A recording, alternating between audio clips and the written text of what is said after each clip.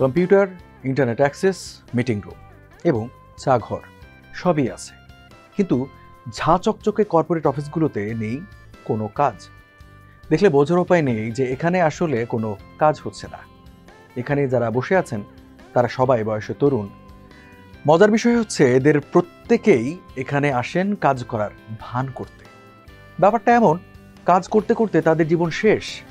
কিন্তু প্রশ্ন হলো, কেন এমন নকল অফিসে কাজের অভিনয় করেন চীনা বেকার তরুণরা? বিবিসির প্রতিবেদনের আলোকে সেসবই জানাবো আপনাদের। সঙ্গে আছে আমি রঞ্জু ইফতেখার। চীনে বেকারদের মধ্যে এখন এক অদ্ভুত প্রবণতা দেখা যাচ্ছে। সেখানে নিজের পকেটে টাকা খরচ করে নকল অফিসে গিয়ে কাজের অভিনয় করছেন তারা। এখন যে কোনো ব্র্যান্ডের পুরাতন এসি বদলে নতুন ওয়ালটন এসিতে উপভোগ করুন 25% ছাড়। আর এই ধরনের অফিসে বসে কাজের ছলে সময় কাটানোর জন্য প্রতিদিন এক একজনকে গুনতে হচ্ছে 30 থেকে 50 ইউয়ান বা $4 থেকে $7 পর্যন্ত। কিন্তু প্রশ্ন হলো, চাকরি করে টাকা উপার্জনের বদলে নকল অফিসে কাজের ভান কেন করতে হচ্ছে তাদের? চাকরি না করেও কর্মস্থলে গিয়ে ঘন্টার পর ঘন্টা সময় কাটিয়ে আবারও ক্লান্ত শরীরে বাড়ি ফেরা। চীনা বেকার তরুণদের নিয়মিত এমন ছলচাতুরির পেছনের কারণ চীনের মন্থর অর্থনীতি। চীনের বর্তমান অর্থনীতি চাকরির বাজারকে কঠিন করে তুলেছে। চীনা যুব বেকারত্বের হার এখন 14%-এরও বেশি, যে কারণে সঠিক চাকরি পাওয়াটাও অনেক কঠিন। তাই কিছু তরুণ ঘরে বসে অলস সময় কাটানোর চেয়ে অফিসে যেতেই বেশি স্বাচ্ছন্দ্য বোধ করছেন।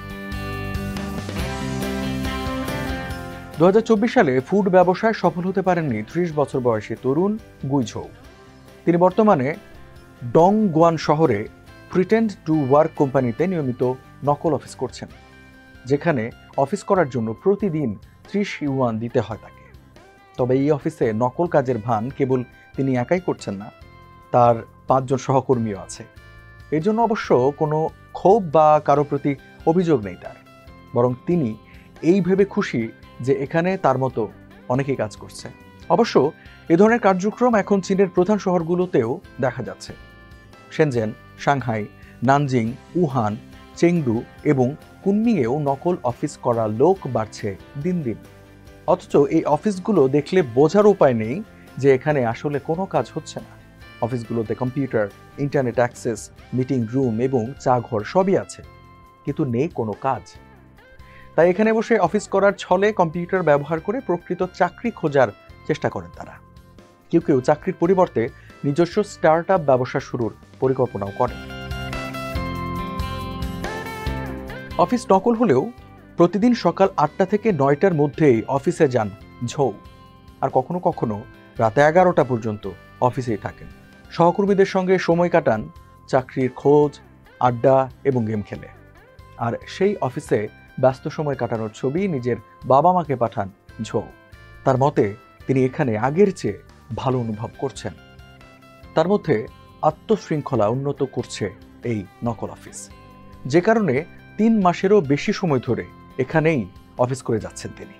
চীনা তরুণদের এমন প্রবণতাকে অবশ্য সাধারণ ঘটনা হিসেবেই দেখছেন চীনা অর্থনীতির বিশেষজ্ঞ ও নিউজিল্যান্ডের ওয়েলিংটনের ভিক্টোরিয়া বিশ্ববিদ্যালয়ের স্কুল অফ ম্যানেজমেন্টের সিনিয়র লেকচারার ডক্টর ক্রিস্টিয়ান ইয়াও। তার মতে কাজের ভান করার ঘটনা এখন খুবই সাধারণ। অর্থনৈতিক রূপান্তর, শিক্ষা এবং চাকরির বাজারের মধ্যে অমিলের কারণে এমনটা হচ্ছে। আর তরুণদের পরবর্তী পদক্ষেপ সম্পর্কে চিন্তা করার জন্য অথবা পরিবর্তনের সময় উদ্ভূত কাজ করার জন্য এই জায়গাগুলির প্রয়োজন হয়। আর এই নকল অফিস বা কোম্পানিগুলো হলো একটি ট্রানজিশনাল সমাধান। চীনের অনেক বিশ্ববিদ্যালয়ে স্নাতক শেষ হওয়ার 1 বছরের মধ্যেই চাকরি বা ইন্টার্নশিপের প্রমাণপত্র দিতে হয়, না হলে ডিগ্রি বাতিল করা হয়। আর এমন শর্তের শিকার হয়েছেন সাংহাইয়ের 23 বছর বয়সী শিয়াও ওয়েন টান। তিনি এই শর্ত পূরণে ইন্টার্নশিপ বা চাকরি না পেয়ে নিজে 1 মাসের জন্য একটি অফিস ভাড়া নিয়েছেন। আর সেই অফিসে ছবি পাঠিয়ে ইন্টার্নশিপের প্রমাণ দিচ্ছেন তিনি। আর সেই অফিসে ভাড়া মেটাতে অনলাইনে উপন্যাস লিখতে হচ্ছে তাকে। বিশেষজ্ঞরা বলছেন, চীনা বেকার তরুণদের মধ্যে এই ধরনের প্রবণতা মূলত হতাশা ও অসহায়ত্ব থেকে এসেছে।